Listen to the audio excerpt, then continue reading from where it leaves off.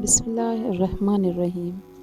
معزز سامعین، ناول پشیمان کی گزشتہ قسط میں ہم نے یہ دیکھا کہ اسوہ اور اس کے والد کسی طرح بھی ارشد کو معاف کرنے کے لیے تیار نہیں تھے اور ارشد کو اس کے کیے کی خوب سزا مل رہی تھی۔ تھانے دار اور اسوہ کا والد کسی قسم کی کوئی سفارش قبول کرنے پر تیار نہیں تھے۔ آئیے اب آگے سنتے ہیں۔ کوشش کے باوجود اسے رہا کرانے میں ناکام رہا تھا۔ انسپکٹر راحیل کا دل نہ تو اس کی منتوں سے بسیجا تھا اور نہ اس کی دھمکیوں سے خوف زدہ ہوا تھا۔ مجبوراً اسے اپنے بیٹے کو پولیس والوں کے رحم و کرم پر چھوڑ کر جانا پڑا تھا۔ کہیں بھی اس کی سنوائی نہیں ہو رہی تھی۔ اسلم شکور خان جیسے مگرمچھ کے سامنے اس کے سارے تعلقات، ساری سفارشیں، ساری دولت دھری کی دھری رہ گئی تھی۔ رات گئے ارشد کو حوالات کے باہر نکال کر پولیس والے اسے تشویش کے کمرے میں لے گئے تھے۔ وہ ارشد کی زندگی کی طویل اور بھیانک ترین رات تھی۔ پولیس والوں نے جانے کس جرم کا حساب لیا تھا۔ وہ کئی مرتبہ بے ہوش ہوا تھا، مگر وہ اس پر پانی کا جگ ڈال کر پھر جگا لیتے تھے۔ اس کی ساری اکڑ پھونک، ساری شوخی، ساری بل گئی تھی۔ رات کے 2 بجے انسپکٹر راحیل عقوبت خانے میں داخل ہوا اور اس کے اشارے پر ارشد کو زد و کوب کرتے ہوئے دونوں سپاہی اور ان کے ہاتھ چابی کے کھلونوں کی طرح ساکت ہو گئے۔ ملک صاحب، شاید اب تمہیں پتہ چل گیا ہوگا کہ میڈم سے کس طرح گفتگو کرنا ہے سے بچنے کے لیے۔ بدعقل تمام بولا، مجھے معاف کر دو انسپکٹر صاحب، میرے باپ دادا کی توبہ، اگر اس کے بعد آپ کی مرضی کے خلاف ایک لفظ بھی بولوں تو گردن اتار دینا۔ گڈ، انسپکٹر راحیل خوشی سے چہکا، مطلب اب تمہیں آرام دینا پڑے گا۔ جواباً وہ خشک ہونٹوں پر زبان پھیر کر رہ گیا۔ ویسے میں ضرور تمہیں آرام دیتا، مگر سوری یار، میڈم کا حکم تھا کہ پوری رات تمہاری سیوا کی جائے، اس لیے معافی چاہتا ہوں۔ اسے کہہ کر وہ جلاد سپاہیوں کی طرف متوجہ ہوا۔ اپنا کام جاری رکھو دوستو۔ خدا کے واسطے انسپکٹر صاحب، اگر میڈم صاحب کو ذرا بھی شکایت کا موقع دیا تو کل رات جو چاہے سزا دے لینا، مگر اس وقت مہربانی فرماؤ، مجھ میں زیادہ برداشت نہیں ہے۔ کل کی کل دیکھی جائے گی۔ انسپکٹر راحیل یہ کہہ کر باہر نکل گیا۔ دونوں جلاد دوبارہ اپنی کارروائی میں مشغول ہو گئے اور رات کے کھانے پر اس کے والد نے اسے ارشد کی والد کی آمد کا بتایا اور یہ بھی کہ اس نے اسے کیا جواب دیا۔ بہت اچھا کیا پاپا، 2-3 دن تھانے میں گزارے گا تو اس کی سمجھ میں آ جائے گا کہ لڑکیوں سے کیسے گفتگو کی جاتی ہے۔ 2-3 دن کیوں، مہینہ بھر تو ہونا چاہیے۔ 2-3 دن کافی ہیں۔ پھر کون سا نیا مسئلہ پیدا کر دیا ہے؟ اس کی ماں پوچھنے لگی۔ کچھ نہیں ماما، آپ کے مطلب کی بات نہیں ہے۔ لڑکی، کچھ ہوش کے ناخن لو، تم روز بروز بگڑتی جا رہی ہو۔ اس نے منہ بنایا۔ ماما، آپ بھی بس ہر وقت ڈانٹتی رہتی ہیں۔ اس کی ماں نسرین بیگم نے کہا تو تم ایسے کام نہ کرو۔ کیا کر دیا ہے ہماری گڑیا نے بیگم؟ اسلم شکور فوراً اپنی بیٹی کی طرف داری کرنے لگا۔ مجھے کیا پتہ ہے، آپ دونوں ہی شروع تھے۔ میں تو بس یہ کہتی ہوں کہ جتنا جلدی ہو سکے اس کی شادی کر دو، اتنے اچھے رشتے آ سکتی ہے۔ ایسی بھی کیا جلدی ہے بیگم؟ اختر محمود نے ہنس کر جواب دیا۔ پاپا مجھے اجازت دیں۔ وہ فوراً کھڑی ہو گئی کیونکہ اس کا ناپسندیدہ موضوع شروع ہو گیا تھا۔ اپنی شادی کی بات تو اسے عمار سے محبت سے پہلے بھی بری لگتی تھی۔ اب تو ماں کی ان باتوں پر اس کا سانس روکنے لگتا تھا۔ وہ جانتی تھی اس کی ماں اس کی شادی کے بعد تب ہی چھیڑتی ہے جب اس کا کسی سے لڑائی جھگڑا ہوتا ہے، اور وہ یہ بھی جانتی تھی کہ اس ضمن میں اس کے باپ کی رائے بالکل متضاد تھی، مگر اس کے باوجود وہ اپنی شادی کی بات سنتے ہی بھاگ جاتی تھی اور اس کی ماں کی نظر سے اس کی یہ کمزوری اوجھل نہیں تھی۔ وہ بھی بس اسے تنگ کرنے کے لیے یہ موضوع چھیڑ دیتی اور اسوہ کو بھاگنا پڑتا۔ بستر پر لیٹتے ہی عمار کا خیال دھم سے اس کے دماغ میں آن گھسا تھا۔ اس کے ساتھ غصہ تھا۔ اس کے ساتھ ہی اسے آج کا واقعہ یاد آیا۔ اس لڑکی کی چال ڈھال اور جسامت بالکل عمار کے جیسی تھی، مگر اس کے ساتھ اسے عمار کا آخری دنوں کا رویہ یاد آیا۔ محبت تو کجا، وہ اس کی شکل دیکھنے کا بھی روادار نہیں تھا۔ کیا اس کے دل سے میری محبت ختم ہو گئی؟ اس نے خود جو شخص اپنی پڑھائی درمیان میں چھوڑ کر اس لیے چلا گیا ہو کہ وہ میری شکل دیکھنے کا روادار نہیں تھا، میں اس کے بارے میں سوچ رہی ہوں کہ کیا اس کے دل سے میری محبت ختم ہو گئی ہوگی۔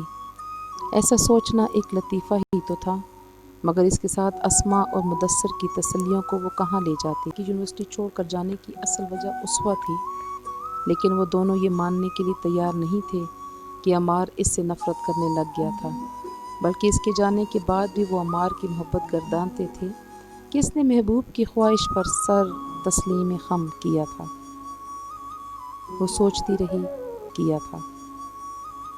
وہ سوچتی رہی، مختلف خیالات اس کے دماغ میں سرگرداں رہے۔ وہ اپنے دل کی حالت پر سخت حیران تھی۔ کہاں عمار سے اتنی نفرت کہ اس کا دیکھنا بھی اسے برا لگتا، اور اب کی ایسی محبت کہ محسوس ہوتا اسے صدیوں چاہنا اس کا کام رہا۔ اسے یاد آیا کہ اس نے یہ بھی تو کہا تھا، میرے علاوہ کبھی کسی سے شادی نہیں کرے گا۔ شاید یہ بات اب تو اسے بھول ہی گئی ہو۔ ایک تلخ سی مسکراہٹ اس کے ہونٹوں پر نمودار ہوئی۔ اسے عمار کی آخری نگاہ یاد آئی۔ اس وقت اگر وہ اسے روک لے، بلکہ اس واقعے کے بعد بھی چند دن تک یونیورسٹی آتا رہا تھا اور پھر آخری دن اپنی نظم کے ذریعے اسے جتا بھی کیا تھا کہ وہ محبت سے تھک گیا تھا۔ اسے تھکنا ہی چاہیے تھا۔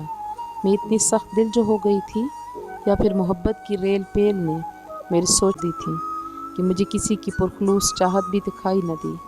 یہ بھی معلوم نہ ہوا کہ خود میرے دل میں اس کی محبت پوشیدہ ہے۔ وہ خود تو کوستی رہی، دوش دیتی رہی، اپنے ماضی پر پچھتاتی رہی، مگر اب چڑیاں کھیت چگ کر جا چکی تھیں۔ اب کفے افسوس ملنے سے کچھ ہاتھ نہیں آنے والا تھا۔ آخر نیند کی مہربان وادی کو اس پر رحم آ گیا، لیکن دماغ کے اندر سرگرداں الٹے سیدھے خیالوں نے خواب کی شکل اختیار کر کے اسے بے چین رکھا۔ صبح بھی سویرے سویرے ہی اس کی آنکھ کھل گئی۔ انسپکٹر راحیل اسے اپنے آفس میں اونگتا ملا تھا۔ اسے دیکھتے ہی وہ ہڑبڑا کر اٹھا اور باقاعدہ سلوٹ جڑ دیا۔ سناؤ انسپکٹر صاحب، وہ مسکراتے ہوئے پوچھنے لگے۔ جواباً انسپکٹر تفصیل سے ساری کارروائی بتانے لگا۔ گڈ، چلو اسے دیکھتے ہیں۔ اس ساتھ چلنے لگا۔ ارشد حوالات میں الٹا لیٹا ہوا تھا۔ اس کی حالت دیکھ کر اس کی تکلیف کا اندازہ لگانا اتنا مشکل بھی نہیں تھا۔ انسپکٹر صاحب، یہ الٹا کیوں لیٹا ہوا ہے؟ اسوہ شوخی سے ہنسی۔ یہ تو اسے ہی پتہ ہوگا میڈم۔ انسپکٹر اس کا مطمع نظر جان کر مسکرایا۔ آپ کہیں تو اس سے پوچھ لیتے ہیں۔ ہاں ضرور، چلو سیدھا ہو، انسپکٹر نے کہا اور وہ جلدی سے سیدھا ہو کر بیٹھ گیا۔ کیا ہوا ہے تمہیں؟ انسپکٹر راحیل نے دبنگ لہجے میں پوچھا۔ کچھ نہیں۔ وہ خشک ہونٹوں پر زبان پھیرنے لگا۔ چلو کل کچھ نہیں ہوا تو آج رات کچھ نہ کچھ کر لینا۔ اس وقت انسپکٹر راحیل کو مخاطب ہوئی۔ اللہ کے واسطے میڈم صاحب، ارشد اس کے سامنے ہاتھ جوڑتے ہوئے کہا، میں اپنے رویے پر معافی مانگتا ہوں، پلیز مجھے معاف کر دیں۔ ایسی بھی کیا جلدی ہے، ہفتہ ڈیڑھ تو لگے گا آپ کی مردانگی پرکھنے میں۔ اس وقت نخوت سے کہہ کر واپس مڑی۔ اس کا رخ حوالات کی طرف تھا۔ جیسے ہی اس کی نظر تھانے دار پر پڑی، وہ تیزی سے اس کی طرف بڑھا۔ تھانے دار صاحب، کیا حال ہے میرے بچے کا؟ اسی سے پوچھ لو، ذرا میڈم کو رخصت کر رہا ہوں۔ کون میڈم؟ ملک طاہر جواد نے چونک کر اسوہ کو گھورا جو بے نیازی سے اس کے قریب سے گزر رہی تھی۔ میڈم اسوہ، جو بے نیازی سے اس کے قریب سے گزر رہی تھی۔ میڈم اسوہ کہہ کر تھانے دار نے آنکھ میچتے ہوئے ملک طاہر کو مخصوص اشارہ کیا۔ ملک طاہر بچہ تو نہ تھا کہ اس کا اشارہ نہ سمجھتا۔ وہ یکدم اسوہ کی طرف مڑا۔ بیٹی بات سنو۔ جی؟ اس کی لجاجت بھری آواز سن ملک طاہر جواد ہے۔ اس نے آگے بڑھ کر جلدی سے اسوہ کے سر پر ہاتھ رکھ دیا۔ میں ارشد کا والد ہوں۔ جی انکل، حکم کریں۔ وہ رک گئی تھی۔ کچھ بھی تھا، وہ ایک بڑی عمر کے آدمی کے ساتھ بدتمیزی سے پیش نہیں آ سکتی تھی۔ بیٹی، ارشد کی بدتمیزی اور بےہودگی کی میں معافی مانگتا ہوں، माफ़ी मांगता हूँ। बेटी, इसे काफ़ी सज़ा मिल गई है। इंसान का बच्चा हुआ तो आइंदा किसी शरीफ लड़की को नहीं छेड़ेगा। नहीं अंकल, आपको माफ़ी मांगने की ज़रूरत नहीं, पुलिस वाले इसे नसीहत कर रहे हैं, हफ्ता भर में इंशाल्लाह अफाका हो जाएगा। बेटी प्लीज़ मेरे बुढ़ापे का ही ख्याल कर लो जाएगा। बेटी प्लीज़ मेरे बुढ़ापे का ही ख्याल कर लो। मलक ताहिर जवाद ने हाथ बांधे, क्योंकि वो जानता था कि ऐसा मौका दोबारा नहीं मिलना था। इंस्पेक्टर साहब, इसे छोड़ दो। उसवा के लिए ये एहसास काफ़ी था कि इसके अरशद को इसकी हैसियत याद दिला दी थी। यूं भी अरशद हवालात में बैठा अपने बाप को मिन्नतें करते और हाथ जोड़ते देख रहा था। जी मैडम, इंस्पेक्टर राहील मुअद्दबना अंदाज में कहते हुए एक सिपाही की तरफ मुड़ा। ओए शाकिर खान, कैदी को छोड़ दो। थैंक यू बेटी। मलक ताहिर के लहजे में बज़ाहिर शुक्रगुजारी भरी थी, मगर इसके दिल की अलीम ज़ात वाकिफ़ थी। इंस्पेक्टर साहब, आप मेरे साथ आ जाएं। उसवा ने मलक ताहिर जवाद को जवाब देना ज़रूरी नहीं समझा था। जी मैडम। इंस्पेक्टर इसके पीछे हो लिया, जबकि मलक ताहिर चेहरे पर अजीब से तासरात सजाए हवालात की तरफ चल पड़ा। बैठो इंस्पेक्टर साहब। अपनी कार के लिए इसने अकबी नशिस्त का दरवाज़ा अनलॉक कर दिया था।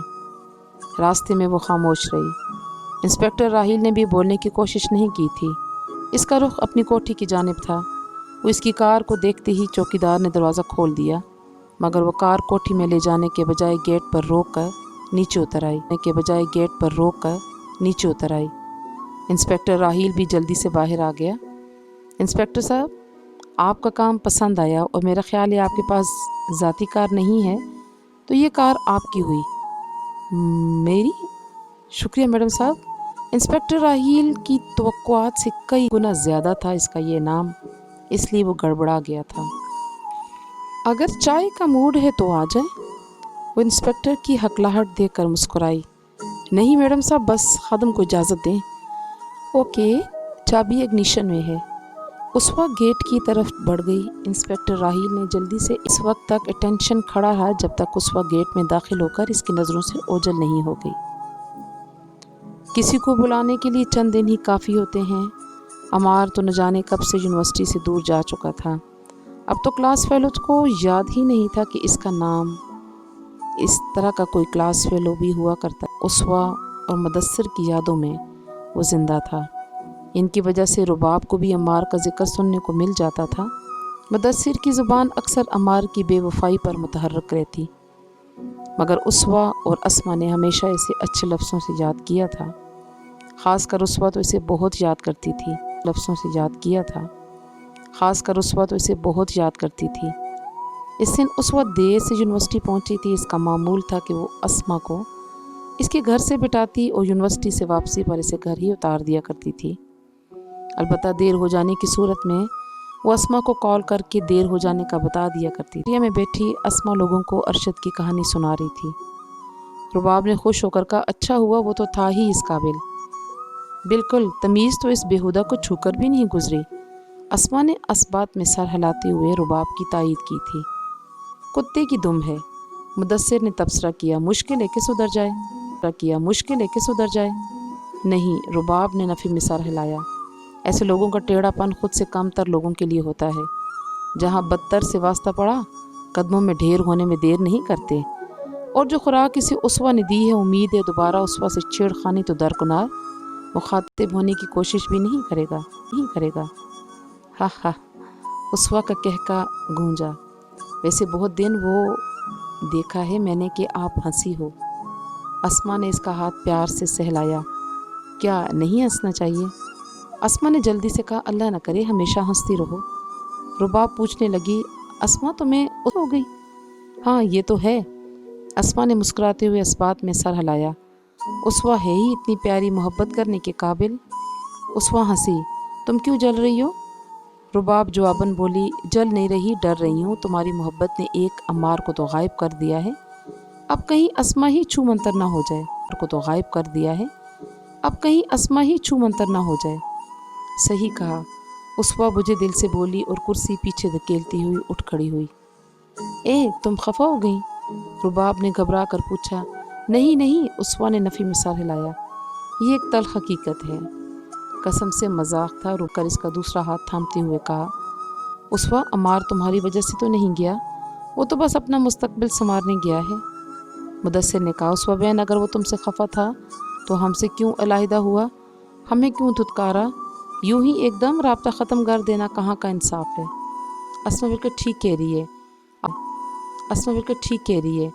आपके जाने को अपनी ज़ात का मरबूत बहाना ना करें। उनकी मिन्नतें सुनकर वो दोबारा बैठ गई।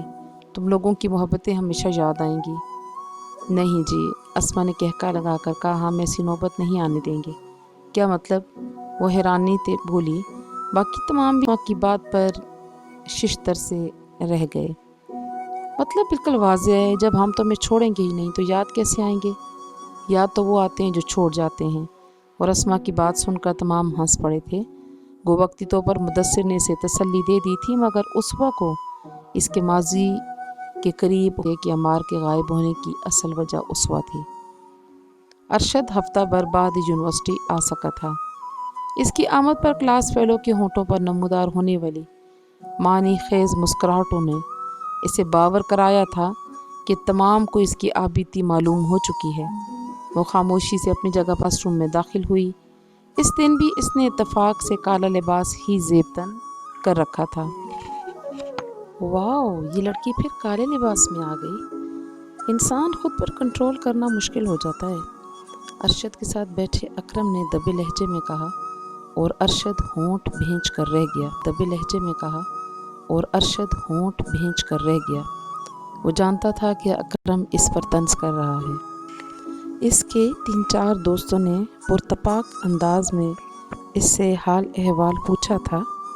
गो इनके अंदाज या लबो लहजे में कोई तंज मौजूद नहीं था, मगर चहमगोइयाँ इसी के मुतल्लिक हो रही हैं। प्रोफेसर हाशिम की आमद ने इसे कुछ ढारस दी, मगर इसकी बदकिस्मती कि प्रोफेसर हाशिम ने आते साथ इसका हाल दरियाफ्त करना शुरू कर दिया।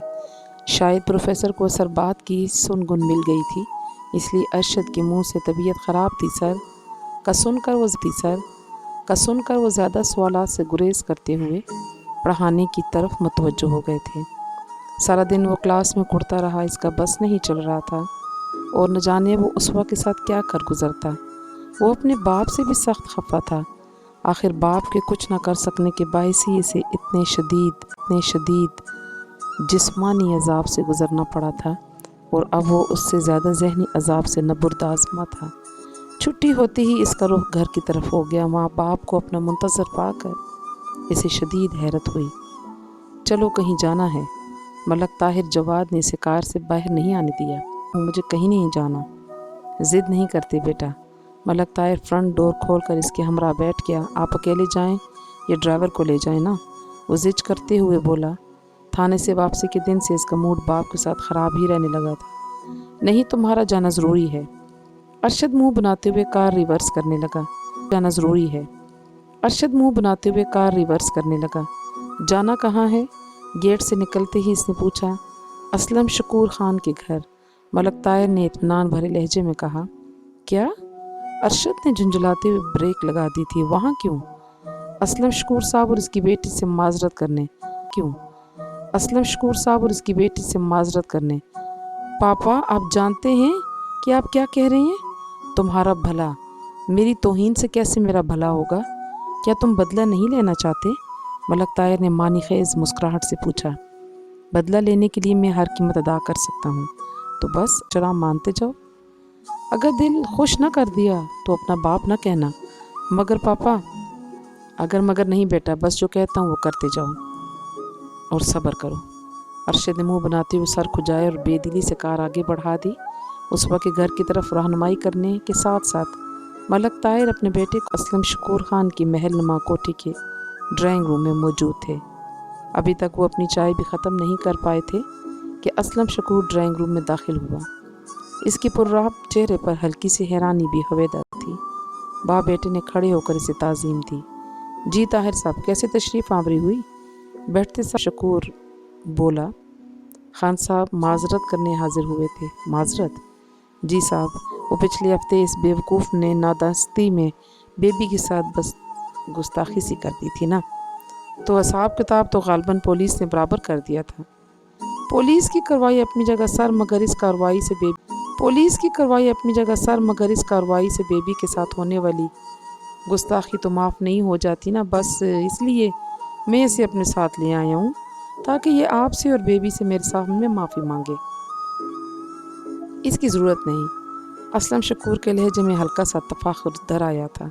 से ताल्लुक़ रखते हैं, इसी तरह हमारी ख़ानदानी रवायात भी हमें ये इजाज़त नहीं देती कि किसी की बहन बेटी की शान में नाज़ेब अल्फाज या कोई और गुस्ताखी का सोच भी सकें। और बरखुरदार ने सुना है अच्छी खासी बकवास की थी। मैं इसके हवालात से रहा होते ही इसे ले आता, मगर पोली आखिरी जुमला कहते हुए मलक ताहिर ने हल्का सा कहका लगाया था। असलम शकूर खान के होंठों पर भी तबस्सुम खिलने लगा था। ज़्यादती तो हमारी बेटी के साथ हुई थी ताहिर साहब, तो बुलाए ना हमारी बेटी को। नहीं, बस आपने कह दिया और हो गया। मलक ताहिर शिकवा को ना हुआ। इसका मतलब तो यही है कि आपने हमें दिल से माफ़ नहीं किया। अरे नहीं भाई, ऐसी कोई बात नहीं। असलम खान ने जल्दी से कहा, अगर आप इसरार करते हैं तो उसवा को बुला लेते हैं। और इसके साथ ही इसने मुलाजमा को बुलाने के लिए घंटी बजा दी। इसने मुलाजमा को बुलाया। जी साहब जी, उसवा को बुलाओ। मुलाजमा दोबारा जी साहब कहकर वापस पलट गई। और सुनाए, आपकी सेहत कैसी है? मलक ताहिर के लहजे में खुशामद और चापलूसी कूट कूट कर भरी हुई थी, और फ़ी ज़माना ये लहजा सामने वाले को ज़्यादा मुतासिर करता है। अल्लाह का शुक्र है मलिक साहब। वैसे माशाल्लाह आपने अपने कारोबार को बहुत अच्छा संभाला हुआ है। एक नाम और कारोबारी हलकों में आपका नाम नेकनामी की अलामत है। यकीन माने, मैं तो बहुत अरसे से आपको अपना आइडियल बनाए हुए था। जिस दिन मुझे अरशद की बेहूदगी के बारे में पता चला, खुदा की कसम मेरे तो पाँव के नीचे से ज़मीन निकल गई। अब जाने दे मलिक साहब। असलम खान के होंठों पर अपनी तारीफ सुना था वो हो चुका। जवान खून है, बस बेएहतियाती हो ही जाती है। इससे पहले कि मलक ताहिर इसे कोई जवाब देता, उसवा अस्सलाम वालेकुम कहते हुए ड्राइंग रूम में दाखिल हो गई। वालेकुम अस्सलाम। ताहिर ने जल्दी से उठकर इसके चर पे हाथ रख दिया। कैसी हो बेटी? ताहिर ने जल्दी से उठकर इसके चर पे हाथ रख दिया। कैसी हो बेटी? ठीक ठाक अंकल, कहकर इसने बाप के साथ नशीद संभाल ली थी। राशिद और मलक ताहिर को देखकर इसे काफ़ी हैरत हुई थी। बेटी, यकीनन आप हमें देखकर हैरान हो रही होंगी। असल में हम इसलिए हाजिर हुए थे कि आपसे माजरत कर सकें।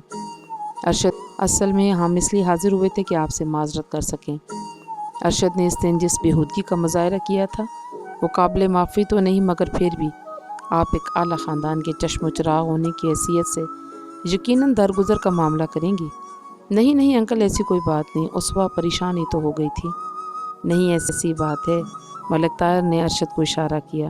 वो जल्दी से बोला, मिस उसवा, मैं थाने में भी आपसे माजरत कर चुका हूँ और अब एक मरतबा फिर अपनी हरकत पर माफ़ी का ख्वास्त कर। इट्स ओके मिस्टर अरशद, वो खुश दिली से बोली। जो गुजर गया से भूल जाएं। थैंक्स गॉड कि इतना बड़ा मसला आसानी से हल हो गया। मलक ताहिर दुआई अंदाज में बोला। पापा, मैं जा सकती हूँ? जैसे तुम्हारी मर्जी बेटा। असलम शकूर खान खुश दिली से बोला और उसवा सर हिलाती हुई अपने कमरे की जानिब बढ़ गई। सर्दियों की आमद की गो कराची में इतनी सर्दी नहीं पड़ती, मगर हल्के फुल्के कोट और स्वेटर वगैरह की ज़रूरत बहरहाल महसूस हो ही जाती थी। इस दिन सुबह के वक्त इसकी माँ नाश्ता इसके सामने रख कर इसके वालिद का कोट सिलाई करने लगी। अम्मी जान, अबू जान को कहें अब इस कोट की जान बख्शी कर दें। पिछले 10-15 साल से वो यही कोट पहन रहे हैं। इससे पहले कि इसकी माँ कोई जवाब देती, बशीर अहमद अंदर आते हुए बोला, बरखुरदार नहीं है कोई अच्छा कोट या स्वेटर खरीद सके। अमार ने मुंह बनाकर कहा, बेटे को शर्मिंदा करने का कोई मौका हाथ से न जाने देना। इसमें झूठ ही क्या है? फेरी लगाने वाले को बिजनेसमैन कहना झूठ नहीं तो और क्या है बाबा? बशीर अहमद हंसा। अच्छा, कपड़ा डीलर अब फेरी वाला बन गया। जनाना और मर्दाना कपड़ा के सूट छोटे शहरों के दुकानदारों तक पहुंचा रहा था। इस मकसद के लिए वो पहले मुख्तलिफ शहरों में जाकर वहाँ कपड़े की मार्केटों में ख्वार होता रहा, यहाँ तक कि इसे छोटे मोटे दुकानदारों की तरफ से ऑर्डर मिलना शुरू हो गए। कपड़े की तरसील के लिए इसने एक और सेकेंड हैंड डॉटसन भी ख़रीद ली थी। बहुत ज़्यादा मेहनत और कोशिश के बाद भी वो माहाना 60-70 हज़ार से ज़्यादा मुनाफा नहीं कमा सका। शुरू में 10-15 हज़ार से शुरू होने वाला मुनाफा 60-70 हज़ार की बुलंदी को छू कर जामिद हो गया, क्योंकि इसकी रसाई छोटे दुकानदारों तक ही थी। बड़े डीलर्स इसे मुंह लगाने के लिए तैयार नहीं थे। अब इस काम से भी इसका जी खट्टा हो गया। अब्बू जान, इस काम से भी हाथ खींच रहा हूँ, कोई काम तो टिक कर लो। बशीर अहमद के लहजे में संजीदगी थी। पिछले 3 साल में तुमने 10-12 कारोबार करके देला काम है जिसे तुमने साल भर का वक्त दिया है, और न हर दूसरे तीसरे महीने तुमने कारोबार बदली किया होता है। इस तरह तो तुम तरक्की नहीं कर सकते। कोई ना कोई मुस्तकिल काम मुस्तकिल बुनियादों पर करना पड़ेगा, तुम तरक्की पर गामजन हो सकते हो। आप सही कह रहे हैं अब्बू जान, लेकिन कोई ऐसा काम मिले सकते हो। आप सही कह रहे हैं अब्बू जान, लेकिन कोई ऐसा काम मिले भी तो सही जिसमें तरक्की के मौके नज़र आएँ। भले मानस, मुझसे तो अच्छा कमा लेते हो, और क्या चाहिए। बस आपकी दुआ चाहिए अब्बू जान। अच्छा, अब क्या इरादा है? फ़िलहाल नहीं सोचा, चंद दिन आराम करूँगा। चलो तुम आराम करो, मैं तो गया ऑफिस रहा और फिर घर से बाहर निकल आया। इसका इरादा मार्केट जाकर वालिद साहब के लिए कोट वगैरह ख़रीदने का था। काफ़ी देर वो मुख्तलिफ मार्केटों में घूमता रहा। एक बड़ी दुकान में खूबसूरत लेदर जैकेट्स देखकर वो अंदर घुस गया। आखिर इसे अपनी पसंद की खूबसूरत जैकेट नज़र आ ही गई। 1 रुपया कम 6,000 की रकम दर्ज थी, 3rd क्लास।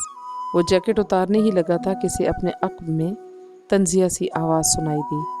इसने पीछे मुड़ कर देखा। एक उधेड़ उम्र का एक कमज़ोर सा आदमी जिसके चेहरे पर बेजारी हवेदा थी नज़र आया। अमार हैरान हुआ। आपने मुझे कुछ कहा है? हाँ, इसने अस्बात में सर हिलाया। मैं कह रहा हूँ 3rd क्लास कटिंग है इस जैकेट की, और सिलाई देखो। वो जैकेट हाथ में पकड़कर अमार को सिलाई की खामियां दिखाने लगा। डिज़ाइन भी बेहुदा सा है। अमार खुश दिली से मुस्कुराया। तो फिर आप मेरी मदद करें ना, मैंने अब्बू जान के लिए कोई अच्छी सी जैकेट ख़रीदना है। अच्छी सी जैकेट का मिलना तो मुश्किल है, ख़ास कर ऐसी जैकेट तो नहीं मिल सकती जो मेरे मेयार पर पूरी उतर सके। अलबत्ता गुजारे लायक ख़रीद कर दे सकता हूँ। चलो गुजारे लायक ही सही जनाब, अम्मार ने मुस्कुरा कर। आओ मेरे साथ। वो अम्मार को लेकर इस दुकान से बाहर निकल आया। मेरा नाम अम्मार है, मैं अनवारुल हक हूँ, इसने जवाबन तारुफ करवाया। आप करते क्या हैं? वक्त गुजारी के लिए अम्मार ने तारुफ का सिलसिला जारी रखा। वो इत्मीनान से बोला, कुछ भी नहीं। अम्मार ने हंसते हुए कहा, मतलब मेरे भाई हो, यानी आप भी बेरोज़गार हैं। इसके सांवले चेहरे पर हल्का सा तबस्सुम झलका। बिल्कुल, अम्मार ने इस्पात में सर हिलाया। इसी तरह गपशप करते वो अगली मार्केट में पहुंच गए थे। एक दुकान में दाखिल होकर इसने अम्मार को लेदर की चंद जैकेट्स दिखाई जो अम्मार को बहुत पसंद आई थी। अम्मार ने एक के बजाय 2 जैकेट्स खरीद ली थी, एक अपने लिए, एक वालिद साहब के लिए। अनवारुल हक इजाज़त लेकर जाने लगा तो अम्मार ने इसरार करते हुए की और इसे चाय के लिए रोक लिया। थोड़ी देर बाद वो एक दरमियाने दर्जे के होटल में चाय पी रहे थे। वैसे आप चमड़े की जैकेट्स के बारे में काफ़ी मालूमात रखते हैं। मालूमात? वो तंज़ी अंदाज़ में हंसा। मोहतरम, मैंने सारी ज़िंदगी इसी काम में गुजारी है, यानी आप लेदर जैकेट्स का कारोबार, डिज़ाइन वगैरह करता हूँ। अम्मार ने हैरान होकर कहा, थोड़ी देर पहले तो आप कह रहे कि आप बेरोज़गार हैं। वो तो हूँ। और अम्मार के चेहरे पर हैरानी देखकर वो अपनी बात की वजाहत करने लगा। बेरोज़गार इसलिए हूँ कि मैं अपने ऊपर मालिक बर्दाश्त नहीं कर सकता। मैं किसी के कहने पर नहीं चल सकता, ख़ास कर दही का कहा जाए, और ख़ुद मेरे पास इतना सरमाया नहीं है कि अपना कारोबार कर सकूं। अच्छा, कहकर अम्मार गहरी सोच में खो गया। किन सोचों में गुम हो गए? खाली कप टेबल पर धरते हुए वो जाने के इरादे से उठा। 1 मिनट अनवार साहब, अम्मार ने इसे जाने से रोका, आप बैठें। 1 मिनट अनवार साहब, अम्मार ने इसे जाने से रोका, आप बैठें। खैर तो है? अम्मार के चेहरे पर नज़र आने वाले दबे दबे जोश ने इसे चौंका दिया था। आप बैठे तो सही। जी बोलें। वो बैठ गया। एक तजवीज़ है। मैं समझा नहीं, कैसी? इसके लहजे में हैरानी थी। अगर हम दोनों मिलकर ये, वो कहकर लगा कर हंसा। बोले बादशाह, इसके लिए पैसा, कारीगर, सिलाई मशीनें, लेबर, फिर मार्केटिंग के लिए ताल्लुकात, बहुत कुछ चाहिए। 30-35 लाख से काम चल जाएगा? अमार ने खोए हुए लहजे में दरियाफ्त किया। छोटी सतह पर कर सकते हैं मगर बहुत ज़्यादा मेहनत करनी पड़ेगी। अफगोई पसंद आई। वो एतमाद से बोला, देखिए अनवार भाई, रकम मैं लगाऊंगा, आप अपने हर काम को सरअंजाम देंगे, किसी को जवाबदेह नहीं होंगे, तनख्वाह आपकी मर्ज़ी है जितनी भी लें, और आप इस पेशे से मुंसलिक रह चुके हैं। यकीनन ईमानदार कारीगरों से आपकी वाकफियत होगी। इन्हें ढूंढें और बिस्मिल्लाह करते हैं। अमार साहब, आप मुझे जानते नहीं और यूँ एकदम इतनी बड़ी जिम्मेदारी, मुझे लगता है आप जल्दबाजी कर रहे हैं। अनवार भाई, मैं पिछले 3 साल से मुख्तलिफ़ किस्म के कारोबार करता आ रहा हूँ, मगर कोई भी ढंग का कारोबार नहीं मिला जो मुझे पसंद आए। आज पहली मर्तबा मुझे बेहतरी की कोई उम्मीद नज़र आई है। मेरा ख्याल है कोशिश करने में कोई हर्ज नहीं। यानी आपको मेरा आराम बिल्कुल पसंद नहीं आ रहा? अनवारुल हक ने मुस्कुरा कर कहा, इरादा तो यही है। अमार ने भी जवाबन मुस्कुराहट उछाली, ढूंढ कर देना कोई गलत काम तो नहीं। मेरे 2 बेटे इसी काम से वाबस्ता हैं, अच्छी खासी गुजर बसी हो रही है। अमार मुस्कुराया, चलो ये तो और बेहतर हो गया, हम 2 नहीं 4 हैं। इसके बाद वो वहीं बैठकर मुस्तकिल इसी काम के बारे में बात करने लगे, मंसूबाबंदी करने लगे।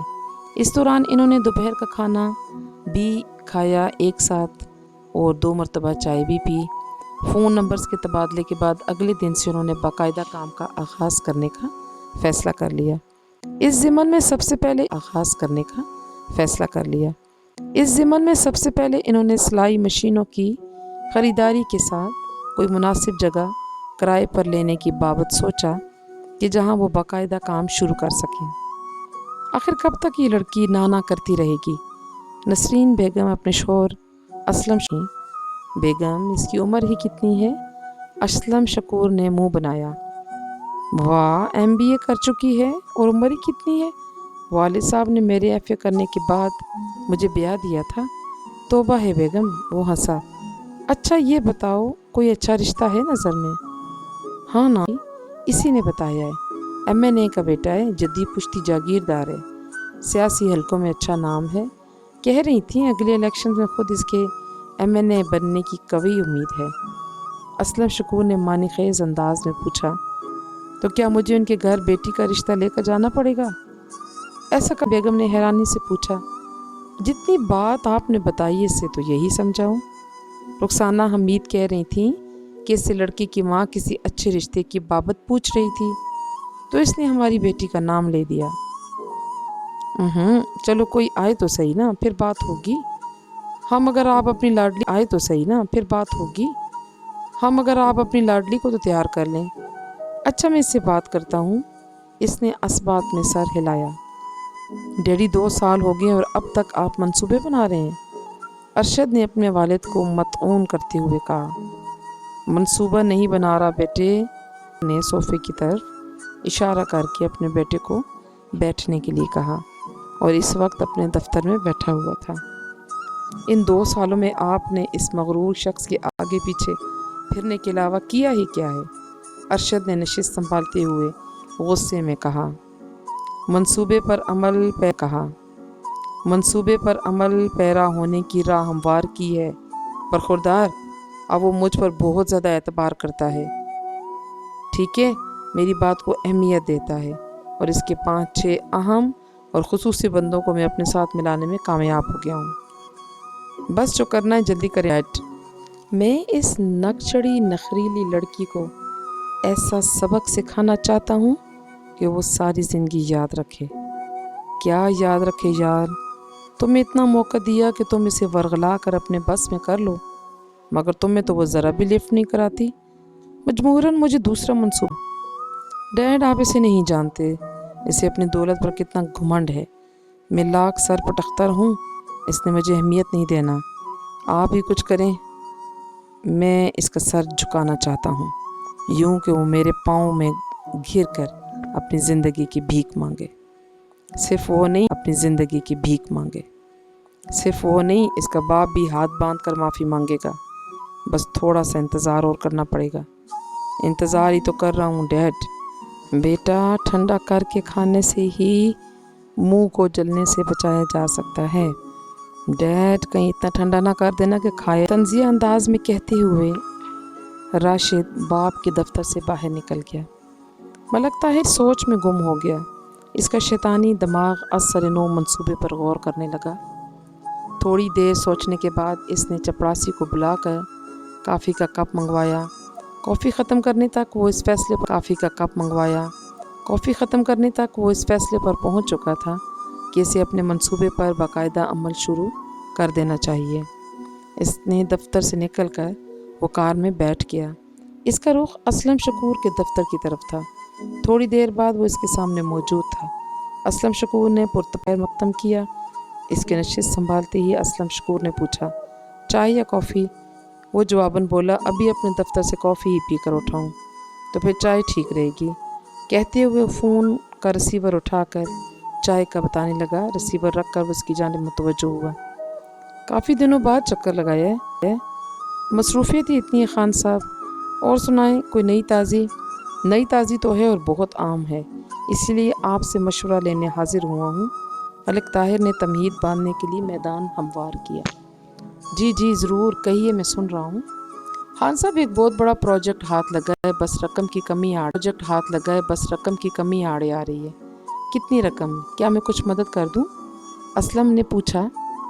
नहीं खान साहब, रकम इतनी कम नहीं है कि किसी कर्ज ली जा सके। कुछ पता तो चले। बात करोड़ों के हिस्से को भी अबूर कर रही है। मलिक ताहिर बहुत एहतियात से अपनी गोटिंग खेल रहा था। बात बताओ, रकम के बारे में तो बाद में बात होगी ना। असलम शकूर अपनी दिलचस्पी नहीं छुपा सका था। अच्छा खान साहब, क्या आप चौधरी रियाज के नाम से वाकिफ़ हैं? चौधरी रियाज? कहीं आप बहरिया टाउन वाले चौधरी रियाज की बात तो नहीं कर रहे? बिल्कुल वही, मलिक ताहिर जोश से बोला। की मिसाल देना मकसूद है।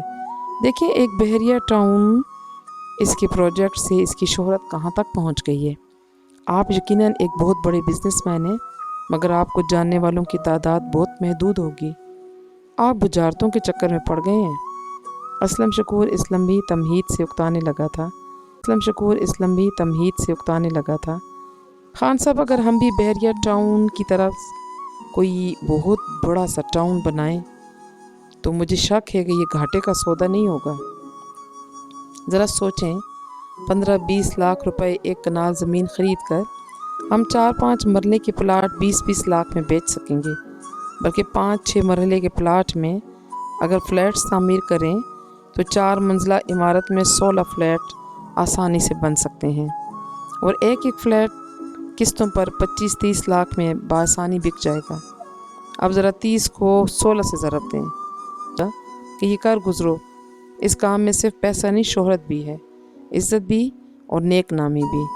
मलक साहब, आप मुझे परेशान कर रहे हैं। खान साहब, आप सोच लें, ऐसे मौके ज़िंदगी में बार बार नहीं मिला करते। आप जिस कारोबार को लिए बैठे हैं, बहुत जल्द आपके दामाद को विरासत में मिलने वाला है। नहीं, यकीन मानो मेरे मुंह में खाक, मगर मरने के चंद सालों बाद आपको कोई भी याद नहीं रखेगा सिवाय आपकी बेटी के। अच्छा, मुझे तफसील से बताओ, मंसूबा क्या है? असलम शकूर ने सामने खुली फाइल बंद करके एक तरफ रखी और सिगार सुलगा कर रिवाल्विंग चेयर से टेक लगा ली। यहाँ 400-500 एकड़ की जगह खाली पड़ी हुई है। कुछ गरीब गुरबा के झोंपड़े वगैरह हैं जो उन्होंने किसी और की ज़मीन में खड़े किए हुए हैं। मैंने ज़मीन के असल मालिक को ढूंढ निकाला है और वो बहुत मुनासिब कीमत पर ये ज़मीन फ़रोख्त करने पर तैयार हो गया है। असल में आम लोग इसे सरकारी ज़मीन समझते हैं, लेकिन आप तो जानते हैं मैं प्रॉपर्टी डीलर हूँ, ऐसी बात की खोज में लगा रहता हूँ। इससे पहले भी इसी तरह के मुख्तलिफ प्लॉट्स ख़रीद कर, लेकिन इस जगह की कीमत तक मेरी रसाई नहीं हो पा रही और मजबूरन मुझे दूसरे बंदों को भी शामिल करना पड़ रहा है। 3-4 और जानने वाले भी इस प्रोजेक्ट में दिलचस्पी ज़ाहिर कर रहे हैं। अगर आपको भी दिलचस्पी हो तो सोमवार को मैंने एक नशिस्त रखी है, जिसमें एक तो हम हर फर्द का हिस्सा मुख्तस करेंगे, दूसरे प्रॉपर्टी ख़रीदने के लिए बाकायदा मनसूबाबंदी भी करेंगे। तो आप क्या चाहते हैं, मैं कितना हिस्सा डालूं? فی الحال اس بحث کو رہنے دیں، آپ کے پاس 3-4 دن ہیں، آپ سوچیں۔ سوموار کے دن جو نشست ہوگی اس میں حصے طے کریں گے اور بے فکر رہیں، آپ سے زیادہ کوئی مجھے عزیز نہیں ہے۔ شکریہ ملک صاحب، اسلم شکور ممنونیت سے بولا۔ ٹھیک ہے خان صاحب، تو پھر سوموار کو مل رہے ہیں۔ ملک طاہر جانے کے ارادے سے اٹھ کھڑا ہوا۔ معزز سامعین، ناول پشیمان کا ایک حصہ مکمل ہوا۔ اپنے کمنٹس میں اپنی رائے کا اظہار ضرور کیا کریں، اور اگر کسی نے ابھی تک میرا چینل سبسکرائب نہیں کیا تو پلیز سبسکرائب کیجئے، اسے شیئر کیجئے اور اپنی رائے کا اظہار ضرور کیا کریں۔ اگر کسی قسم کی تبدیلی اظہار ضرور کیا کریں۔ آپ کا بہت شکریہ۔ اللہ حافظ۔